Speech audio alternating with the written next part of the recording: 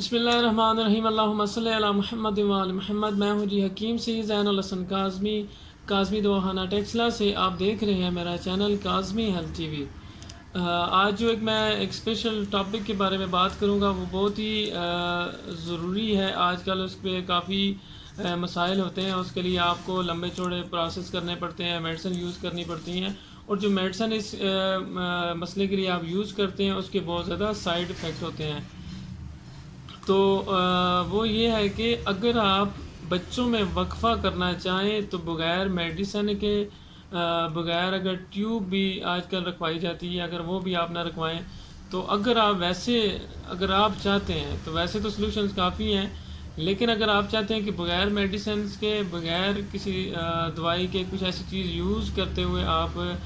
بچوں میں وقفہ کرنا چاہتے ہیں تو یہ آپ ایک طریقہ میں آپ کو بتا دیتا ہوں، وہ آپ فالو کریں گے تو اس سے یہ ہوتا ہے کہ زیادہ چانسز نہیں ہوتے پریگنینسی ہونے کے۔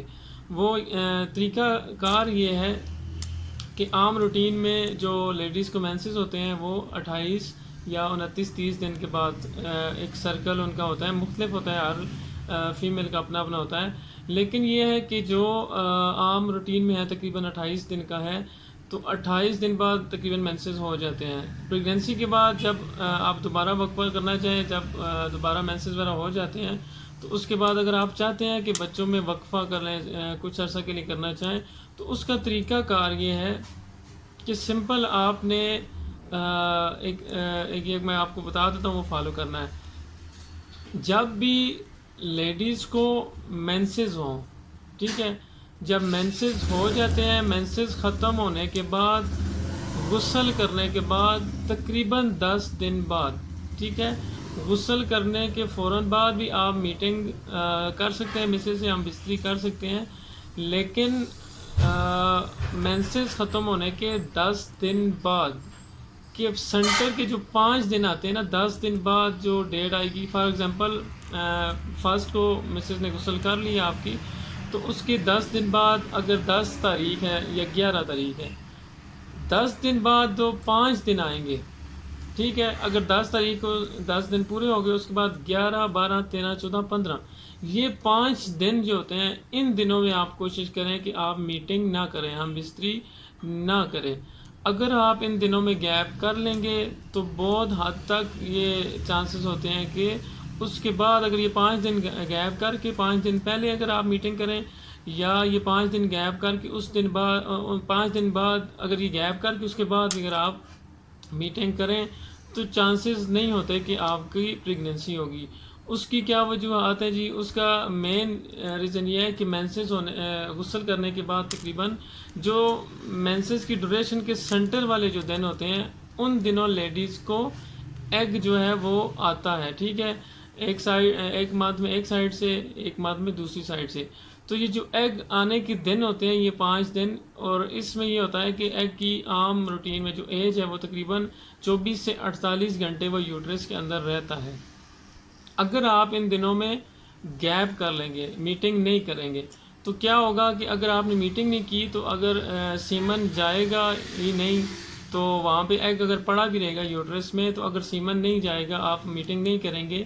تو آلریڈی آپ کا یہ ہوگا کہ اس کی جو ایج ہے 24 سے 48 گھنٹے کے بعد وہ ایگ ختم ہو جائے گا۔ اس کے بعد اگر آپ میٹنگ کریں گے تو پریگنینسی نہیں ہوگی، ٹھیک ہے۔ یہ ایک سمپل طریقہ ہے۔ مینسز ختم ہونے کے بعد، غسل کے بعد 10 دن جو گزرتے ہیں، اس کے بعد جو 5 دن ہوتے ہیں، یعنی آپ یہ طریقہ کر لیں، یا مینسز نئے آنے کے 10 دن پہلے جو 5 دن جو سنٹر والا دن، پورے سرکل کے جو سنٹر والے دن ہیں، ان دنوں میں آپ نے کیا کرنا ہے، ان دنوں میں آپ نے گیپ کر لینا ہے، ٹھیک ہے۔ یہ ایک واحد سمپل حل ہے کہ بغیر کسی میڈیسن کے، بغیر کوئی اس کے علاوہ کوئی اور بھی فارمولا ہے، ٹیوب وغیرہ رکھوانا ہے جو بھی ہے، اس کے علاوہ بھی